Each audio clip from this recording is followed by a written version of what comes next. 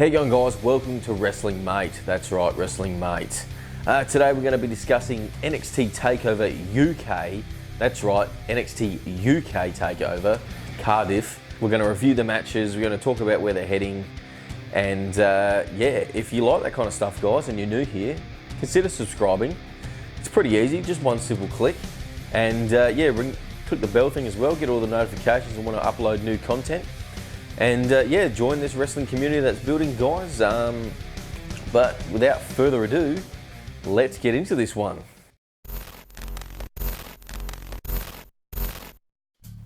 All right, NXT UK Cardiff. Now, wrestling has been huge this past week. It's been massive with AEW and NXT UK. It's been absolute gangbusters. It's been gangbusters. So, I obviously tuned into AEW straight away. That was my first preference. And everyone was raving on about NXT UK.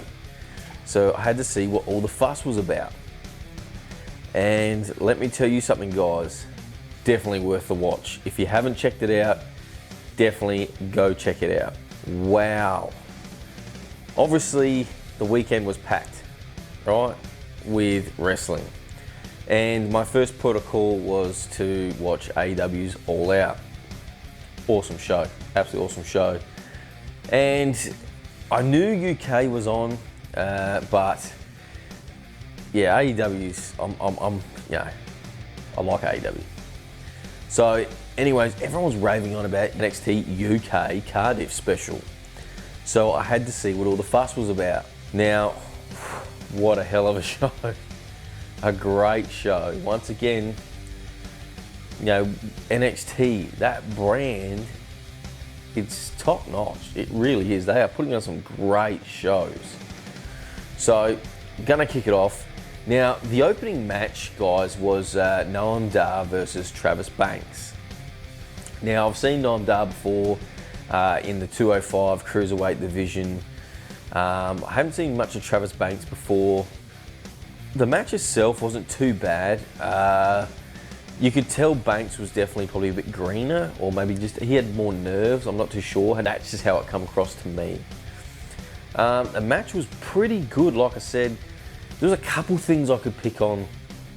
A little bit. One's minute, the other one's kind of does my head in. Like, as professional wrestling, like, we want to put it over like a real sport. Like, we know it's scripted and it's choreographed, and dude, I'm telling you, being a former wrestler myself, it hurts, man. It's athletic drama, and it hurts. I mean, you have to have mad skills to do this, I'm telling you, if you're gonna do it right. Now, just psychology-wise, the match, there was a point there where they were having a bit of a trade-off, and it came to a section where Noam Dar was on his knees pretty much, and they just finished the sequence, and he was on his knees with his hands behind his back with this kind of stare at Travis Banks. Now, Travis Banks was kind of footed, side on, perfect attacking stance, and there was just that stare off and that pause there. And I know it's one of those spots where you do that kind of chain wrestling and you both break out at the same time and the crowd, gives applause. Like, we've all done that spot. But in this instance, if you're on your knees with your hands behind your back, if that's a fight, you don't just stop and stare at the other guy.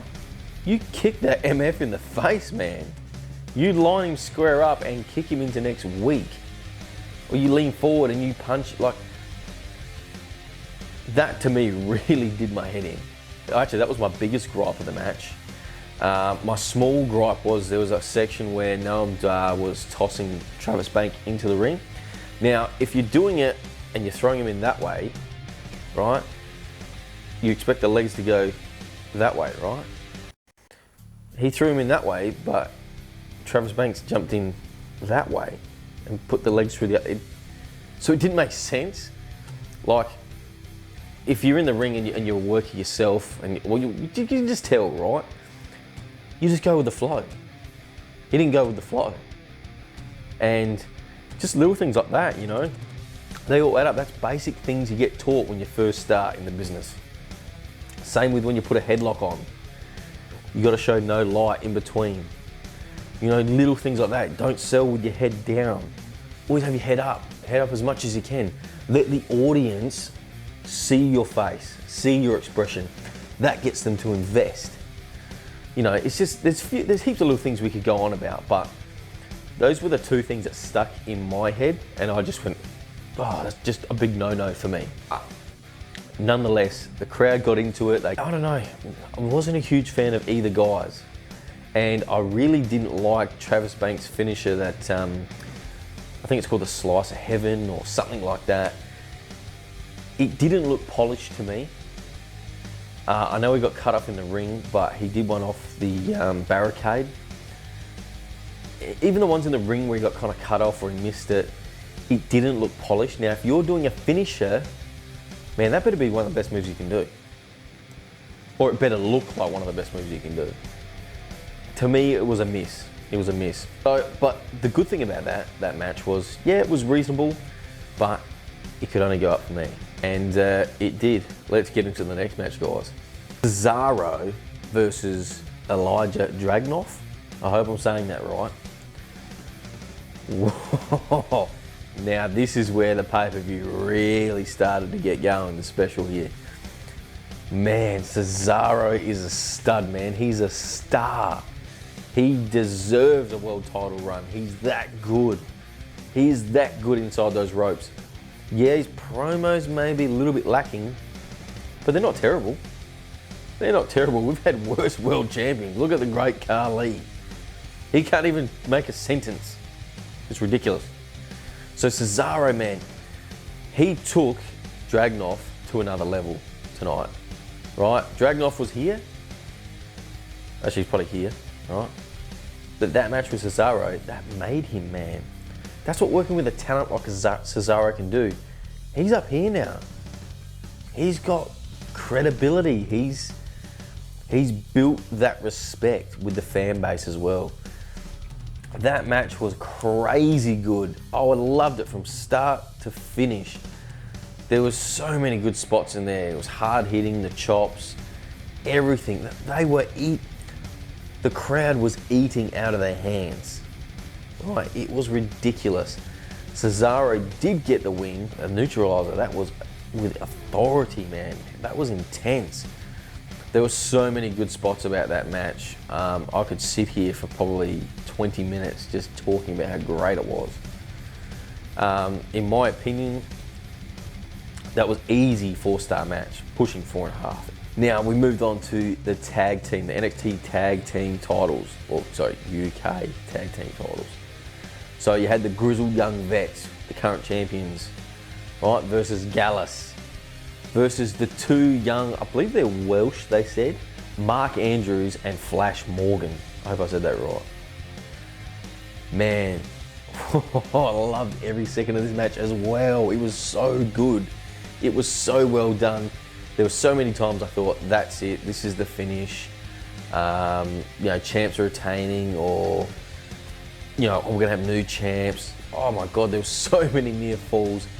That match was put together well. Now, those type of matches with 3 teams, there can be a bit of a head case, a bit of a cluster. Like, man, I don't know how much time they put into that, but it was spot on. That match was awesome good.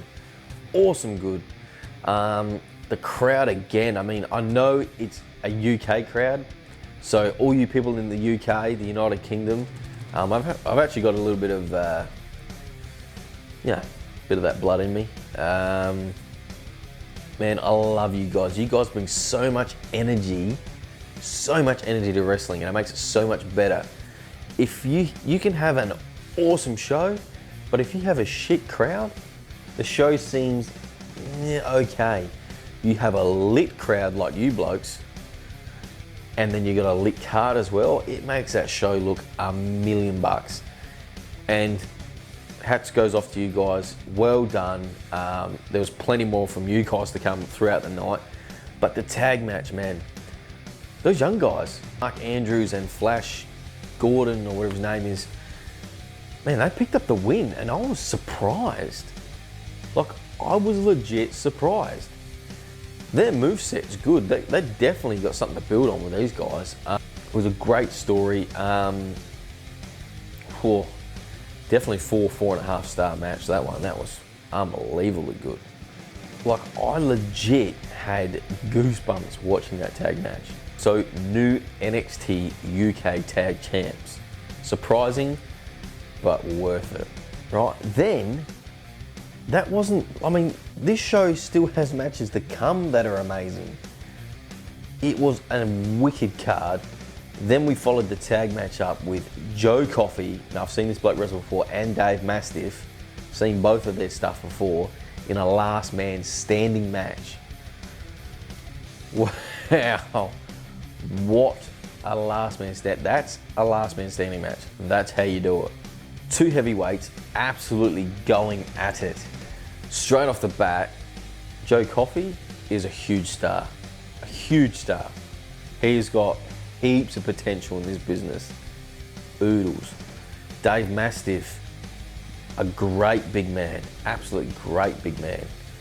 He moves pretty good for a guy his size. He reminds me of almost like a modern day Vader. Just the way he goes about it. He's athletic, and he just shouldn't be athletic if you look at him, you know what I mean? This match was so hard hitting, man. These blokes, like straight off the bat, there was shock factor with the Irish whip and then the top rope breaking. Like, obviously it was planned, but it got me straight away. I went, oh jeez, like, this is how they're starting the match. What's the rest of it gonna be like? Didn't disappoint at all. These guys were stiffing each other so hard. They were not pulling anything. There's a couple of spots that stick out to me just straight away. But there's a pull cue that snapped, and I thought, oh, this is a worked pull cue. Watch where it broke. It wasn't a work. It broke where it should have broke. Then we had the cricket bat, man. Oh, Mastiff pulled out this cricket bat, and I thought, nah, surely it's got to be a prop. It's set up. It's been worked. It's been cut or weakened or something, right? Nah, that was a legit cricket bat straight out the sports shop, and he stiffed him. I've never seen anyone take a weapon shot so hard. He took like 2 or 3 of them. That would have dropped nearly any normal human being. It would have absolutely destroyed them. He's got guts, man. He is legit. As JR would probably say, he's tougher than a $2 steak, man. And the list of spots in that match was crazy. The finish, I actually really loved the finish. Now, Coffey was obviously the heel. He went over, but I love the way they did it. It was perfect because although the heel won, man, you got a lot of action in that match and you couldn't go away unhappy about it. It was that good. We had both men had gone through off the stage, through some tables and stuff, and they'd been through hell, right? They'd been through absolute hell, these blokes. And they were climbing up on the kind of drawer cases with wheels on them, and the equipment goes in, like, you know, lighting and whatever. Anyways, as they're climbing up, they're getting close to the 10 count, Coffey kind of reaches over and then kicks the case out from underneath Mastiff. He falls to the ground. Coffey stands up within, like, you know, a second to win the match. It was a genius because it was actually a strategic move. And like I said, obviously they wanted Coffey to go over. The heel got the win, but the crowd still wasn't disappointed. So that's a win-win. But at the same time, they were still kind of pissed because of the way it happened. But it was like momentary, and then they got over it. So where do you go from there, guys? They had the women's NXT UK title match after that. Toni Storm, an Aussie, well, she's actually a New Zealander, but she was pretty much raised in Australia. So I'm going to claim it. Versus Kaylee Ray. Now, I haven't actually seen much of Kaylee Ray. This was the first time. I have seen a bit of Toni Storm. Straight off the bat, my first impressions were, man, Toni Storm, she's a star. She looks like a star. She walks like a star. Her entrance feels like a star entrance. Her ring gear looks spot on. Her ring gear looks so good. Her entrance with her jacket and everything. You thought there's no way. You've seen Kaylee Ray come out and, you know, I wasn't very impressed with what I saw. I mean, obviously she's fit, but just the ring gear and, I don't know, the hair seemed a bit bland to me. I mean, I know this is like just superficial stuff, but it's a business, right? It's a business and perception is everything. You want these people to believe they're stars. A lot of them are stars, but they need to be portrayed as that. Toni Storm, she looked like she's straight out of Hollywood. Kaylee Ray, she looked like she just come from the shops or something. So I thought, man, there's no way Toni Storm's dropping this. It's just not happening. The match was okay to me. Nothing really stood out in my mind. The biggest shock of the whole thing was Kaylee Ray winning. To me, the only reason I could see that happening, I mean, they had a pretty good story behind it, saying they kind of come up through the indie scenes together and stuff. But the only reason I could see for Toni Storm dropping that belt is she must be getting the call up to NXT on Wednesday nights in the US. I mean, that makes sense to me. So that was the prelude, guys, to the main event. Now, this is the match that everyone is talking about. I mean, that's not discounting any other matches. Tyler Bate versus the UK WWE champion, Walter. Now, wow. This match, I think it went for about 40 plus minutes. I think it went for about 45 minutes. I've seen some unbelievable stuff in that match, stuff that I thought I would never see out of these two. I could sit here and dissect everything, but we'd be here forever. Unbelievably hard hitting, unbelievable athleticism. They had that crowd, man. They just kept building and building and building and building and building. Explosion. Building and building and building. Explosion. Building. And it just went like that. And the ending, like, I'll just talk about the ending. Like, so the last maybe minute of that match, right? These guys have been going out for 40 minutes, man. 40 minutes. Walter grabs Tyler Bate. You know, this isn't the first powerbomb he's taken either. He's taken some brutal ones like, oh, actually, I'm going to mention this. There was a powerbomb into the ring post. Now, that was near the start of the match, and I thought it wasn't clean. Like, it looked like he kind of almost missed the ring post, but may have hit his head. I didn't see a replay of it, and I haven't watched it back, so I'm just going off of what I first saw. And I was actually like, oh, shit, like, I hope he's all right. Like, obviously he finished the match off, so he must have been fine. And yeah, he took an apron powerbomb, and there were so many moves in that match. But the last minute of this match, guys, hooks in for a powerbomb, and it was just with authority. It had so much oomph and just whip behind it. And you thought, oh, that's it. This is it. You know, Walter's probably known for his power bombs. Covers him. Dude, he kicked out at 1. He kicked out at 1. The crowd thought that was it. He kicked out at 1. I had goosebumps. The crowd erupted. They erupted. They were going mental. They were going absolutely gangbusters crazy for this stuff, right? And just in that minute, as he kicked out, he started trying to get to his feet. It was almost in slow motion. Walter off the rope, clothesline from hell, man. Literally almost took his head off. 1, 2, 3, and the crowd went from up here to instantly the energy was just sucked out of the room after the 1, 2, 3. And then it was like everyone was just in shock. And then all of a sudden it built and built and built, and eventually everyone was on their feet clapping. Like, it was insane, man. The crowd again in that match, you blokes were fantastic, and ladies, or kids, anyone in that crowd, man. I love the chants. I love the UK energy. The na na na na na na na na na na, tala tala beat, tala beat, tala tala. Like, man, you guys are some creative MFs, all right? You sort of creative as shit, and I love it. Keep that up. I want more of that stuff.